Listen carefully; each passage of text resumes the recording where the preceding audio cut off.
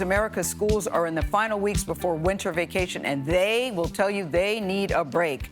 Many of them still face unprecedented shortage of teachers and staff. Denver's school district, with more than 90,000 students and not enough teachers, recently shut down for a day just to let everybody catch their breath. Janet Shamlian shows us how educators across the country are taking on multiple roles, and they are feeling overwhelmed. You do have some stuff on your desk. Go ahead and finish up. You might find Gayle Ortiz in the classroom, teaching third grade. Awesome. You guys, great job. Or on the playground supervising recess. Let's line up, guys. So glad you're here. But neither is her primary job at Barnum Elementary in Denver, where officially she heads the school. Your title is principal, but what are you doing right now? I am principal, assistant principal, teacher, paraprofessional. I cover classes, lunch recess duty. I do everything that needs to be done. Denver is facing a critical shortage of teachers due to illness, anxiety over COVID, and those leaving the profession altogether. What's the stress level like? It's pretty high, even though our staff comes in with a smile, even though they do what they need to do.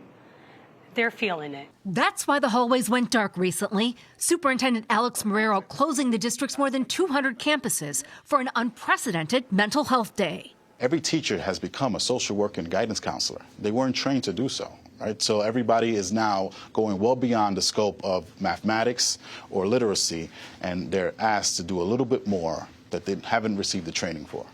Marrero says they used to have 1,200 substitutes to help. More than 800 quit during the pandemic.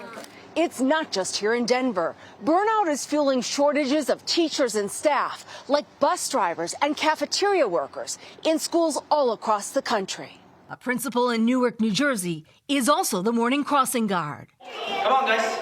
And in Las Vegas, Principal Joseph Uwe, without janitors, vacuums classrooms and scrubs floors. Last month, there hasn't been one day that I haven't had to ask my staff to fill in the gaps. Some schools have gone back to remote learning or extended holiday vacations to manage. You have a long way to go until May or whenever school is out. And you know what's the scariest part? When you hear a teacher saying it feels like March. To have that type of fatigue early on in the fall, it's scary. You guys did great. Did you mark with your red markers? At Barnum Elementary, volunteers like Grace Signs keep the doors open. I try to do once a week. A helpful but temporary Band-Aid for a profession with much deeper wounds. For CBS Mornings, I'm Janet Shamlian in Denver. Boy, I don't know anybody, whether you have children or don't have children, that doesn't have newfound respect for teachers. Yeah. Because they're asked to do a little bit more, and they're not getting paid a little bit more either to do all the things that they're doing. And they're not trained for it. I mean, as Miss Ortiz says, she's not only the principal, she's also a teacher. I mean, when you go to detention, she's probably sitting right there. You go to check out a library book, she's a librarian.